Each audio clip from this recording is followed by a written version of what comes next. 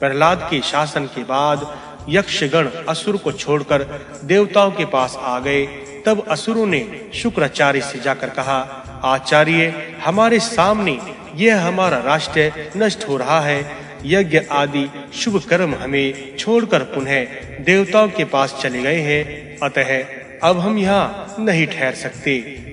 हम सब रसातल को जा रहे हैं। इस शुक्राचार्य को महान दुख हुआ और असुरों को संतावना देते हुए उन्होंने कहा, आप डरो नहीं, मैं अपने तेज से आप लोगों की रक्षा करूंगा। वृष्टि, अन्न, पृथ्वी, औषधियां, रत्न आदि सब मेरे अधीन है। उनका चौथा अंश ही देवताओं के पास है। उसे आपके कल्याण के लिए उन्हें मैं आपको सौंपता हूँ। शुक्राचार्य के द्वारा असुरों की रक्षा होते देखकर देवता लोग घबराए और आपस में मंत्रणा करने लगे। जब तक शुक्राचार्य उनकी रक्षा करने की तैयारी कर रहे थे, तब तक आप लोग असुर पर एकदम आक्रमण कर दें। बचे कुछ असुर पाताल को खदेड़ दिए जाएंगे।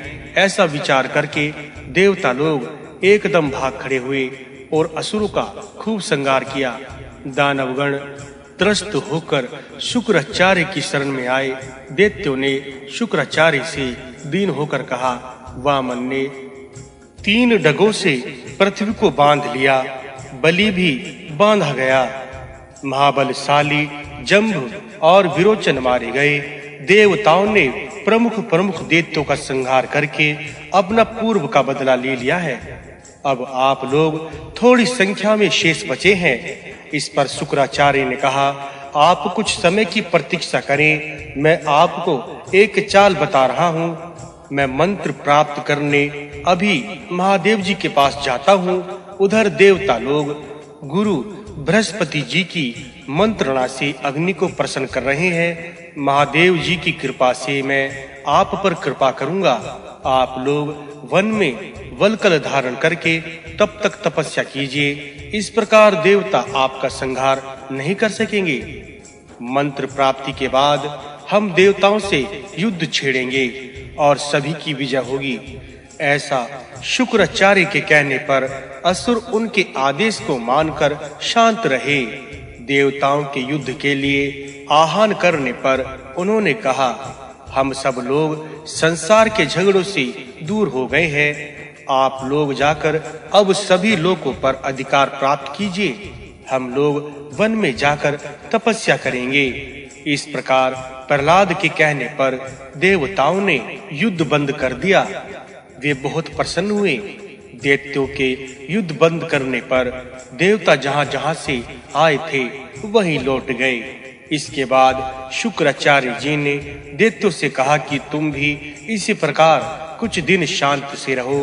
उस समय तक तुम्हारा कार्य सिद्ध न हो जाए, तुम तपस्या करते रहो, क्योंकि सभी इंद्र सहित देवता हमारे पिताजी के आश्रम में स्थित हैं। इस प्रकार दैत्यों से कहकर शुक्राचार्य जी महादेव जी के पास जाकर कहा, मुझको इस प्रकार के मंत्र दीजिए जो मंत्र बृहस्पति जी को नहीं मालूम है, जिससे दैत्यों का दुख दूर हो जाए। शुक्राचार्य जी के इस प्रकार कहने पर महादेव जी ने कहा कि हे द्विज, जिन मंत्रों को तुम प्राप्त करना चाहते हो उनके लिए तुम 1000 वर्ष तक ब्रह्मचार्य व्रत का पालन करो और सिर को नीचे करके कुंड के धूम्रपान करो। यदि तुम इस प्रकार नियम पूर्वक पालन करोगे तो मुझसे वैसे ही मंत्रों को प्राप्त कर सकोगे। देवादिदेव भगवान शंकर के इस प्रकार कहने पर शुक्राचार्य ने उनके चरणों में प्रणाम करके कहा कि हे प्रभु, आपकी आज्ञा शिरोधार्य है। जिस प्रकार आप कहेंगे हम उसी प्रकार करेंगे। इस प्रकार महादेव जी की आज्ञा से शुक्राचार्य जी दैत्यों के लिए कुंड के धूम्रपान करने लगे। इधर शुक्र के दैत्यों के पास जाकर मंत्र के लिए शिव जी कहने के अनुसार, शिव जी के कहे अनुसार ब्रह्मचार्य व्रत का पालन करने लगे तथा उनका भेद देवताओं को मालूम हो गया। दैत्यों की तपस्या और राज्य त्याग को एक चाल समझकर उनको बड़ा क्रोध हुआ। और उन्होंने देवताओं को अपना तीक्ष्ण शस्त्र लेकर बृहस्पति को आगे करके दैत्यों पर आक्रमण कर दिया। दैत्य लोग बिना हथियार के शस्त्र से लड़ते हुए देखकर बहुत भयभीत हो गए तथा भाग खड़े हुए।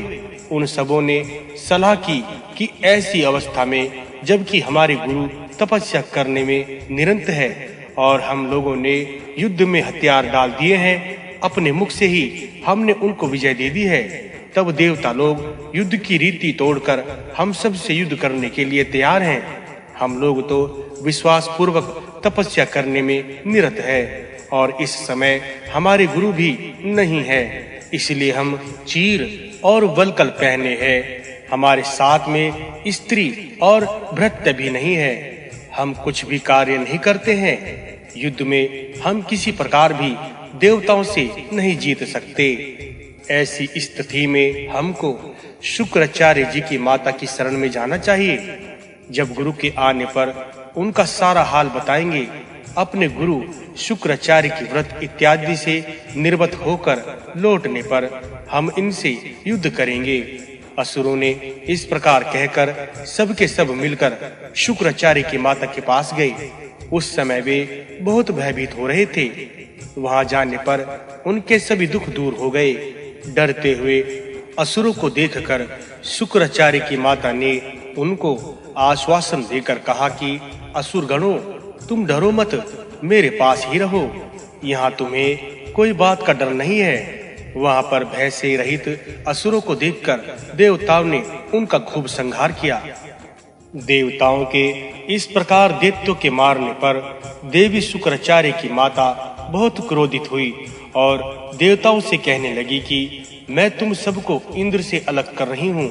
इस प्रकार क्रोध से कहकर देवी शुक्राचार्य की माता ने देवराज इंद्र को स्तंभित कर दिया और इधर-उधर घूमने लगी। इंद्र को यक्ष के खंभे की तरह स्तंभित देखकर उन्हें परवश जानकर सभी देवता बहुत भयभीत हुए और भागने लगे। देवों के इस प्रकार भागने पर विष्णु ने इंद्र से कहा कि तुम मेरे शरीर में घुस जाओ। विष्णु के इस प्रकार कहने पर इंद्र उनके शरीर में घुस गए। इंद्र को विष्णु द्वारा इस प्रकार सुरक्षित देखकर देवी क्रोधित होकर बोली, मधुबन, मैं अब तुमको यहीं पर सबके सामने अपने तपोबल से विष्णु के साथ ही जलाती हूँ। इस प्रकार शुक्राचार्य माता से परास्त होकर दोनों देवताओं ने आपस में सलाई की। विष्णु ने इंद्र से कहा कि इनसे हम दोनों किसी प्रकार बचें। इंद्र ने कहा कि हे प्रभु, मैं तो असमर्थ हूँ और आप इनका वध कर दो। विष्णु ने इस प्रकार उस देवी को जलाने के लिए तैयार देखकर उन्होंने सुदर्शन चक्र का ध्यान किया और शीघ्र ही स्त्री के वध करने को तैयार हो गए। असुरों के संहार करने वाला वह सुदर्शन चक्र शीघ्र ही वहां आ गया और भगवान उस देवी को परम नरसिंह कार्य करते देखकर क्रोधित हो गए और वैकुंठ निवासी लक्ष्मीपति होकर भी उन्होंने देवी शुक्राचार्य की माता के सिर को अपने चक्र से काट दिया। इस कठोर स्त्री वध को देखकर महर्षि भृगु बहुत क्रोधित हो गए और उन्होंने भगवान को शाप दिया कि हे विष्णु, तुमने मेरी स्त्री का वध कर दिया है। इस कारण मैं तुमको शाप देता हूँ कि धर्म के महत्व को जानकर भी तुमने स्त्री का वध किया है। अतः तुमको पृथ्वी पर मानव योनि में 7 बार जन्म लेना पड़ेगा। भृगु महर्षि के शाप के कारण ही भगवान विष्णु धर्म के नष्ट हो जाने पर बारंबार जन्म लेते हैं। इसके बाद भृगु ने भगवान विष्णु को शाप देकर स्वयं अपनी पत्नी के सिर को उठाकर शरीर धड़ से जोड़कर और हाथ में जल लेकर इस प्रकार बोले कि हे सत्यवादिनी, विष्णु के द्वारा मारे जाने पर मैं तुमको पुनः जीवित कर रहा हूँ। यदि मैंने धर्म के साथ सभी तत्वों का ज्ञान किया है और सर्वदा सत्य वचन का पालन किया है, तो तुम पुनः जीवित होकर उठो। भृगु महर्षि के इस प्रकार कहने पर उनकी पत्नी इस प्रकार उठ बैठी मानो सोकर उठी हो। देवी को जीती देखकर 10 दिशाओं में साधु साधु की अदृश्य ध्वनि सुनाई पड़ने लगी। परम साधवान चित्त महर्षि भृगु द्वारा उनकी पत्नी जीवित देखकर इंद्र शुक्राचार्य जी से बहुत भयभीत हुए और इसी सोच विचार में उनको रात भर नींद नहीं आई। उनके चित्त में शांति ना मिली। इस प्रकार अत्यंत दुखी होकर राजा इंद्र ने अपनी जयंती नाम की पुत्री से कहा कि बेटी, तू जाकर शुक्राचार्य को अपने मंगल कार्यों और उनकी मनोकूल सेवाओं से प्रसन्न कर। दैत्यों के स्वामी शुक्राचार्य मेरे विनाश के लिए तत्पर है। इंद्र की इस प्रकार बात को सुनकर उनकी पुत्री जयंती शुक्राचार्य के पास गई और वहां जाकर उसने देखा कि शुक्राचार्य ध्यान में मग्न थे। वे बहुत दुर्बल हो गए थे और इंद्र की पुत्री जयंती स्वभाव से ही शुभ कर्म करने वाली मधुर भाषिणी थी। उसने मीठी वाणी से शुक्राचार्य की स्तुति की। उस अनुकूल आचरण करती हुई सेवा में दिन रात दत्तचित्त रहकर उसने वर्ष तक उपवास किया। इस प्रकार उस कठिन धूम्रव्रत के समाप्त हो जाने पर महादेव शुक्राचार्य जी के ऊपर बहुत प्रसन्न हुए। उन्होंने कहा कि हे प्रभु पुत्र, इस कठिन तप को तुम्हारे सिवाय और किसी ने नहीं किया है, इसलिए तुम अपनी बुद्धि, शास्त्र, ज्ञान, पराक्रम से देवों को परास्त करोगे। हे ब्राह्मण, यज्ञों और उपनिषदों की जो कुछ भी मंत्र शक्ति मुझ में विद्यमान है, उनके भी जो विविध अंग, उपंग और गूढ़ रहस्य मुझे ज्ञात है, वे सब तुमको प्रदान करता हूँ। महादेव जी शुक्राचार्य को इस प्रकार वरदान देकर बार-बार अजय, धनेश और अवध्य होने का वरदान दिया। इन सब वरदानों के मिलने के बाद शुक्राचार्य जी बहुत खुश हुए। इस खुशी के कारण उन्होंने सिर नीचा करके नील लोहित भगवान शंकर जी की इस प्रकार स्तुति की। शीतकंठ भगवान को हम प्रणाम करते हैं।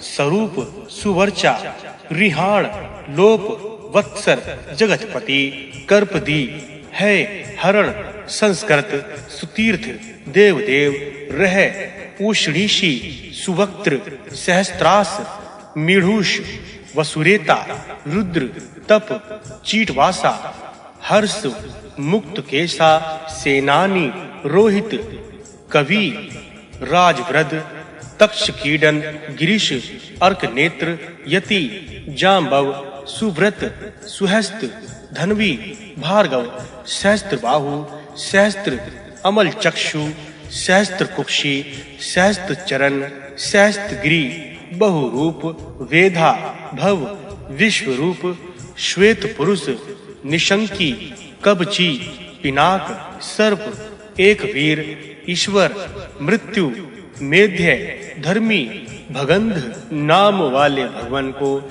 हम प्रणाम करते हैं। हे भगवान, आपके अनेक नाम हैं, आपको प्रणाम है, आपको कोटि-कोटि प्रणाम है। हे भगवान, आप प्रणव, रंगु, यजु, साम, तीनों वेद, स्वधा, स्वधा, सुधा, सृष्टा, धाता, होता, हर्ता, चक्षपण तथा भूत भव्य भव नामों वाले काल स्वरूप, वसु, साध्य, रुद्र, आदित्य, अग्नि, सोम, सत्य, त्याग, शम, अहिंसक, आलोभ, सुवेश, सर्वात्मा, सर्वभूत आत्मा तथा सर्वभूत योग आत्मन प्रभु, हम आपको नमस्कार करते हैं। पृथ्वी, आकाश, दिव, मह, जप, तप, सत्य, अपव्यक्त, महान, भूत, इंद्रिय, तन्मात्र, महांत, नित्यलिंग, सूक्ष्म, चेतन, शुद्ध, विभु, नित्यानंद, महान लोकों में व्याप्त रहने वाले प्रभु, हम आपको प्रणाम करते हैं। हे प्रभु, इस स्तुति के नाम के उच्चारण करने वालों को आप अपना भक्त जानकर क्षमा कर दें। भगवान, आप प्राणियों पर कृपा करने वाले हैं। वायु पुराण का 97वां अध्याय संपूर्ण। वायु पुराण का 98वां अध्याय प्रारंभ। विष्णु महात्म्य वर्णन।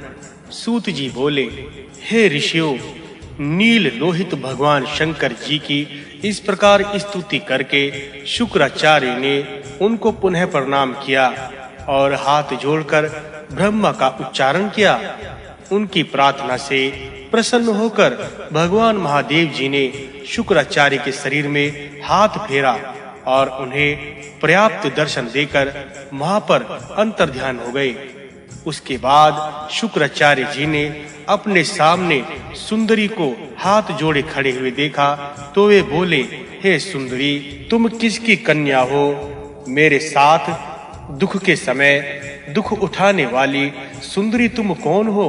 हे सुंदरी अंगों वाली, हे सुश्रोणी, तुम्हारी इस सर्वदा एक रूप रहने वाली भक्ति, प्रणय, कष्ट, सहिष्णुता और स्नेह से मैं बहुत प्रसन्न हूँ। हे सुंदरी, तुम क्या चाहती हो?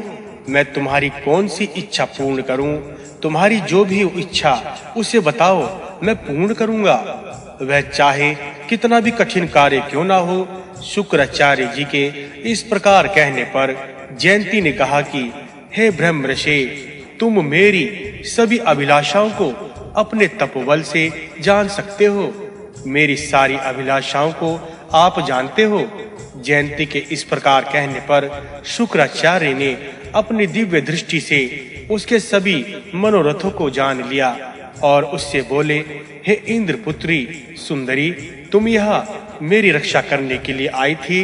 हे भागिनी सुश्रोणी, तुम मेरे साथ 10 वर्षों तक सभी प्राणियों से अदृश्य होकर निवास करना चाहती हो। हे देवेंद्र पुत्री, अग्नि के समान गौर वर्ण वाली सुंदरी सुलोचने, मैं तुम्हारे इस मनोरथ को पूर्ण करूंगा। हे मत चाल चलने वाली, तुम मेरे साथ मेरे निवास स्थान पर चलो।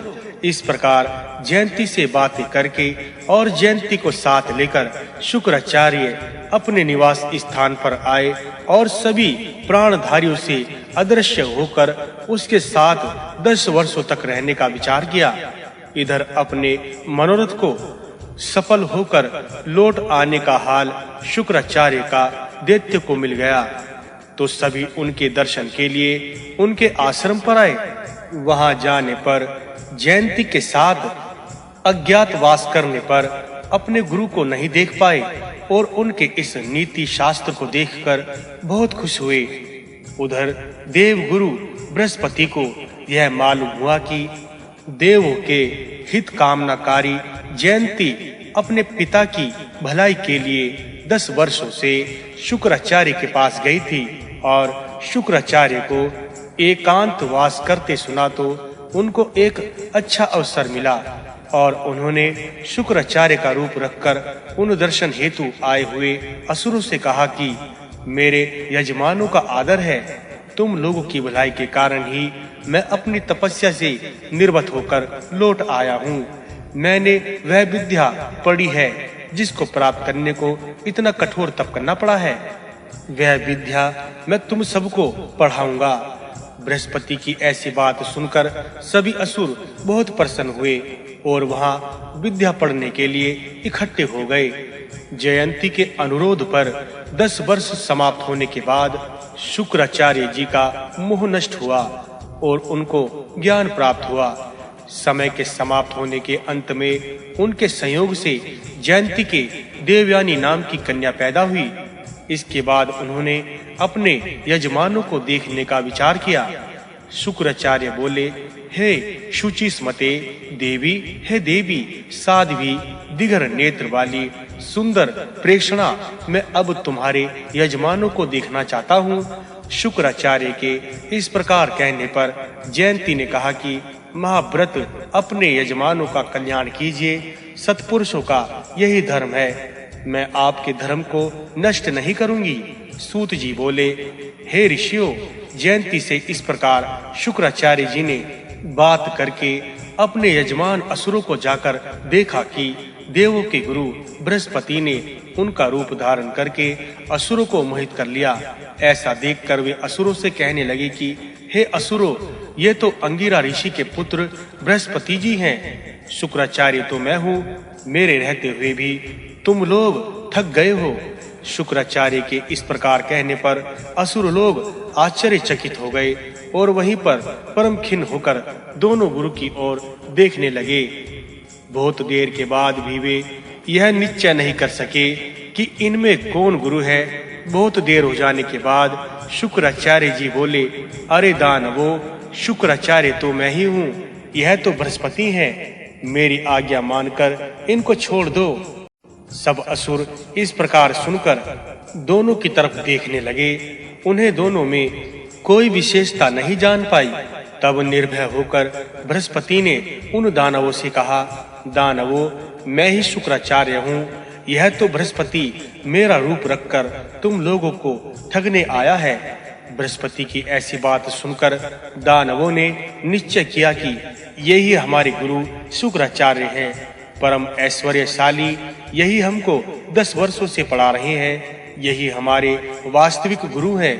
यह ब्राह्मण हम लोगों के भेद को जानने की इच्छा से वेश बनाकर यह आया है। इस प्रकार दैत्यों ने मोहवश बृहस्पति को ही अपने शुक्राचार्य समझकर प्रणाम किया और उन्हीं की आज्ञा का पालन किया।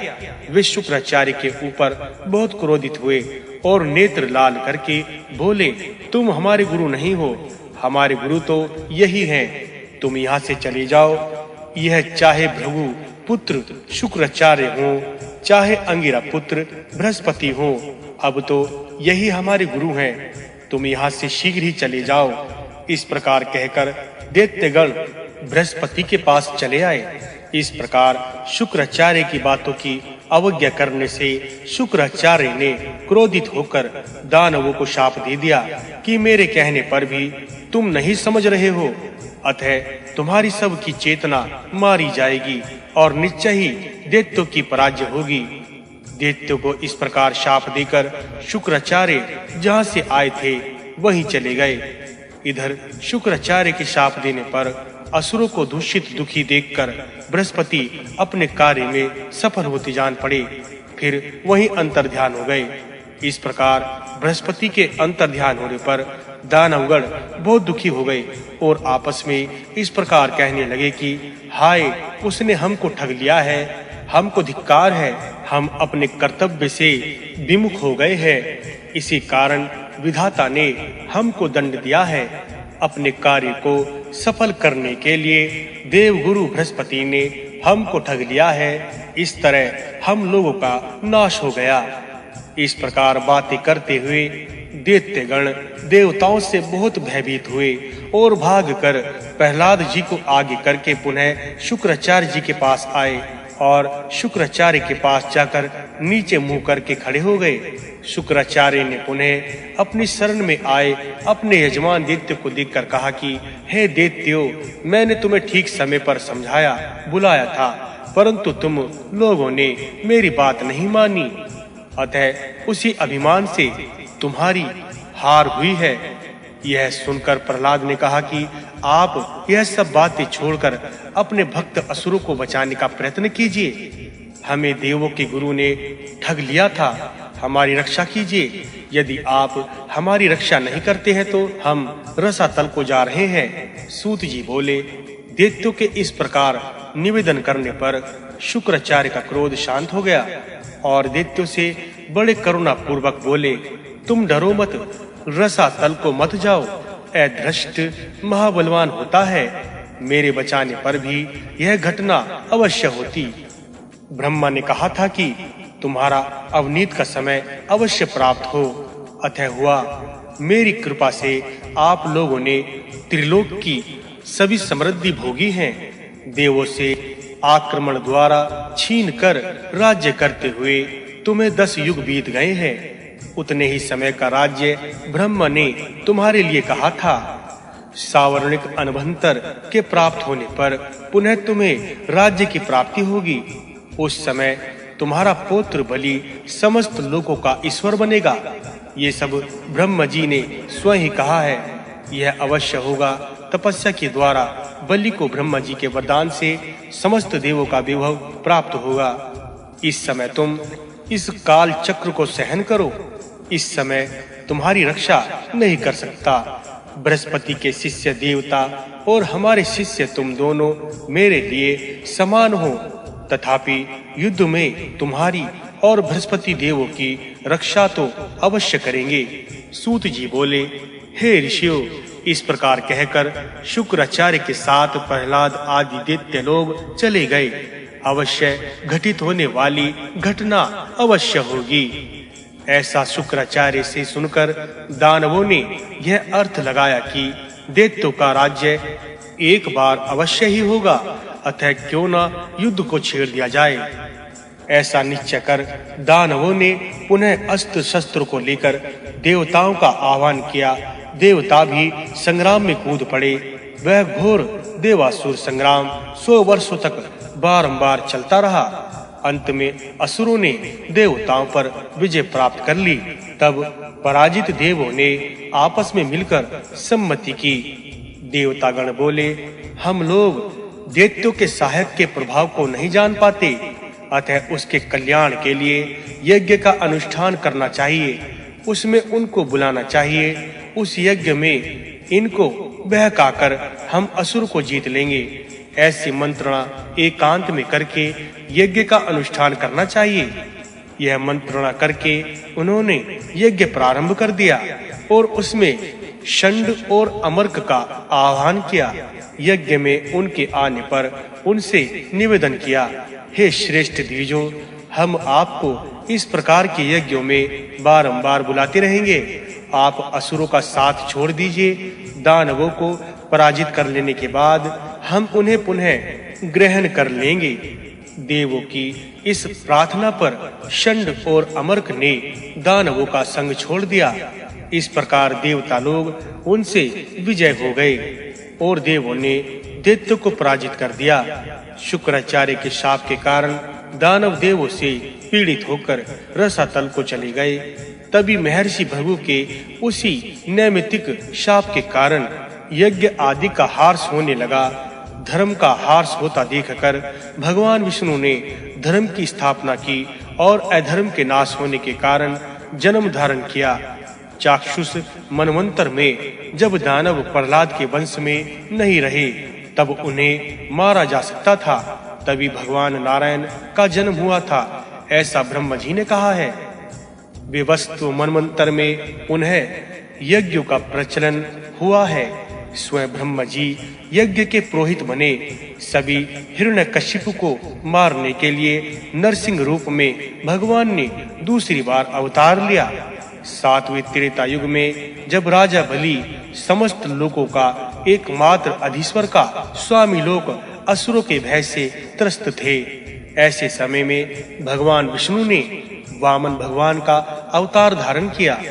यह उनका तीसरा अवतार था। उस समय भगवान ने अपने अंगों को समेटकर छोटा बना लिया। बलि की यज्ञशाला में भगवान नारायण ब्रह्म का भेष धारण करके पहुंचे थे। उस समय शुभ अवसर प्रदान कर उन्होंने निवेदन किया कि हे राजन, आप समस्त लोकों के राजा हैं। आप सर्व समर्थ और प्रजा को सुख देने वाले हैं। आप मुझे 3 पग भूमि दान कर दें। भगवान की बात सुनकर विरोचीन के पुत्र बलि ने कहा, अच्छा, मैं आपको 3 पग भूमि दूंगा। उसने उन्हें प्रणाम कर वेश में अति छोटा समझकर यह कह दिया। सभी को इस दान से अति प्रसन्नता हो रही थी, परंतु हे ऋषियों, भगवान ने 3 पगों में स्वर्ग, आकाश एवं पृथ्वी सभी को नाप लिया। उस समय भगवान अपने तेज से सूर्य को भी फीका कर रहा था। अपने तेज से सभी दिशाएं प्रभावित तथा प्रकाशित हो रही थी। उस समय उनकी अपार शोभा थी। इस प्रकार भगवान ने समस्त आसुरी संपत्ति को छीनकर नमुची, प्रहलाद आदि असुरों को उनके पुत्र पोत आदि के सहित पाताल लोक में भेज दिया। क्रूर दैत्यों को भगवान ने मार डाला और कितने असुर तो उनके भय से अनेकों दिशाओं में भाग गए। इस प्रकार लक्ष्मीपति नारायण ने समस्त जीवों को सुखी कर दिया। उस समय उन्होंने अपने अद्भुत स्वरूप को ब्राह्मणों को दिखलाया। ब्राह्मणों ने उस जगत आत्मा के उस शरीर में समस्त चराचर जगत का दर्शन किया और उन्होंने अपने को भी उसी में स्थित देखा। उस समय वामन विष्णु के उस महान से मोहित देवताओं, दानवों और मनुष्यों ने भगवान विष्णु के इस रूप को देखा और वे सब मोहित हो गए। राजा बलि को उनके मित्र और परिवार के साथ पास में बांधकर पाताल लोक में स्थित कर दिया। इसके बाद सारे संसार के ऐश्वर्य को इंद्र राजा को सौंप दिया। भगवान जनार्दन ने मनुष्य योनि में भी जन्म लिया था। उनकी ये तीनों संभूतियां देव योनि की थी। मनुष्य योनि की 7 संभूतियां भृगु ऋषि के शाप के कारण हुई थी। अब मैं उनका वर्णन करूंगा। 10वें त्रेता युग में धर्म के नष्ट हो जाने पर मार्कंडेय ऋषि के साथ दत्तात्रेय के रूप में पैदा हुए। यह भगवान का चौथा अवतार कहलाता है।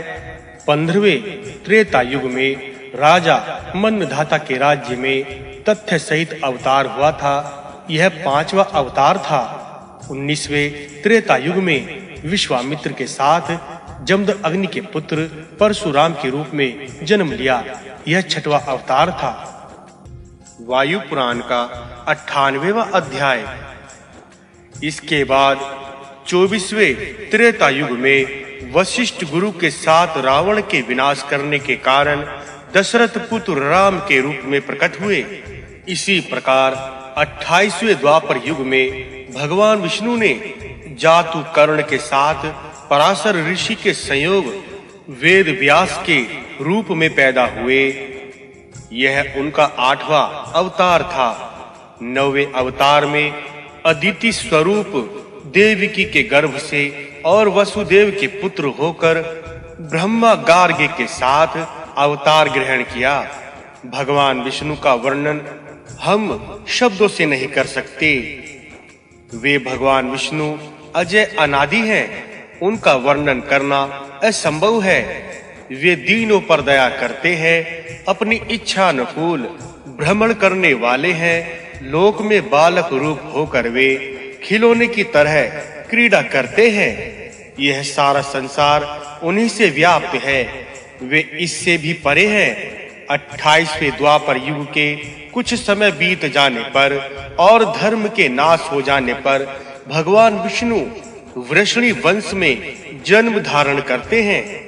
योग आत्मक अपनी योग माया सभी जीवधारियों को मोहित करके मनुष्य योनि में जन्म लेते हैं।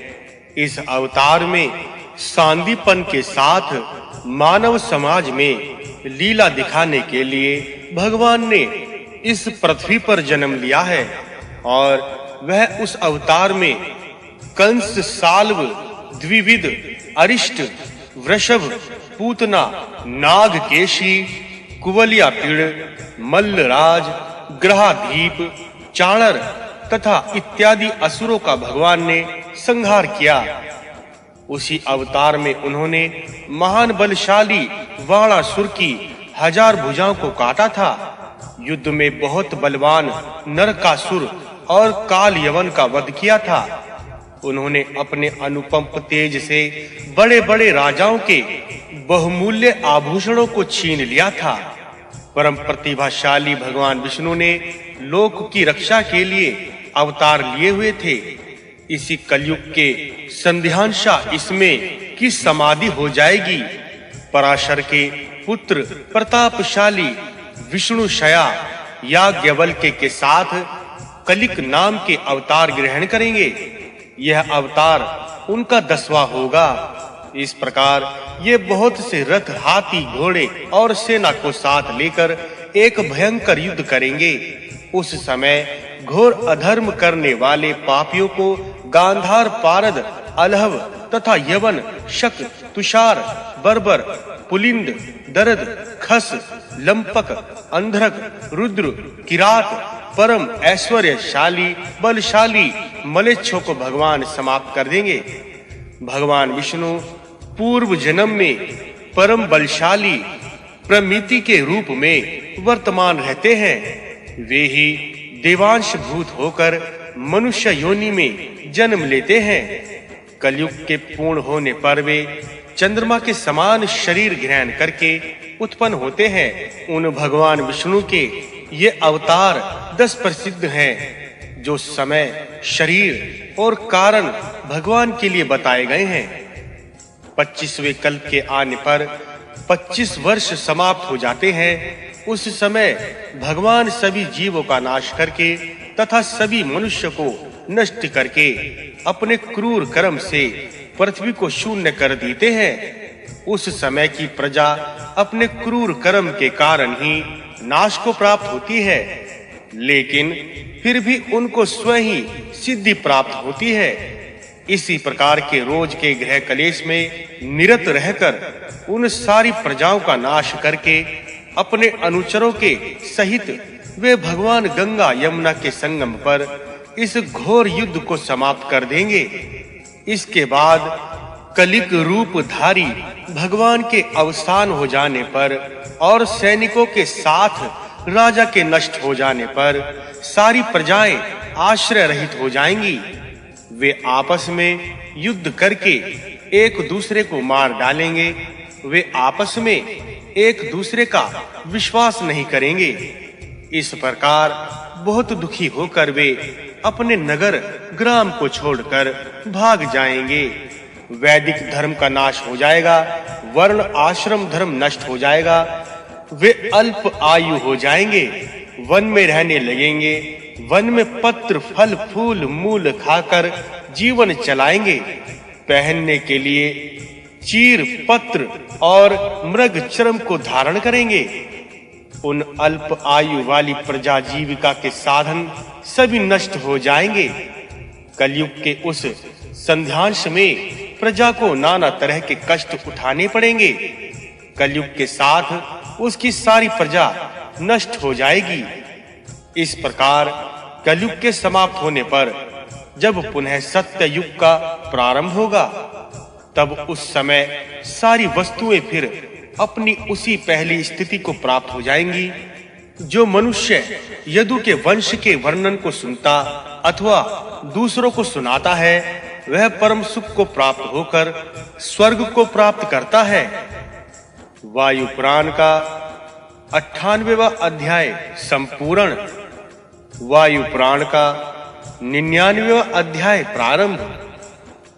तुर्वसु आदि ययाति के पुत्रों का वंश वर्णन। सूत जी बोले, हे ऋषियों, अब मैं आपको तुर्वसु पुरु और दुर्हा के वंश का वर्णन सुनाऊंगा। ययाति के पुत्र तुर्वसु के वही नाम का पुत्र पैदा हुआ। वहील के गोभानु नाम का पुत्र पैदा हुआ, जो कभी किसी से परास्त नहीं हुआ। त्रिसानु राजा के करंधम नाम के पुत्र पैदा हुए। करंधम के मरुत नाम का पुत्र पैदा हुआ। राजा अविक्षित के मरुत नाम के और एक पुत्र बतलाए जाते हैं। राजा मरुत के कोई संतान ना थी, इस कारण पूर्ववंश के राजा दुष्कृत को उसका पुत्र बनाया। राजा ययाति ने वृद्ध अवस्था को अंगीकार ना करके अपने पुत्र तुर्वसु को शाप दे दिया, और इसी शाप के कारण तुर्वसु का वंश नष्ट हो गया और वह अंत में पुर्वसु में मिल गया।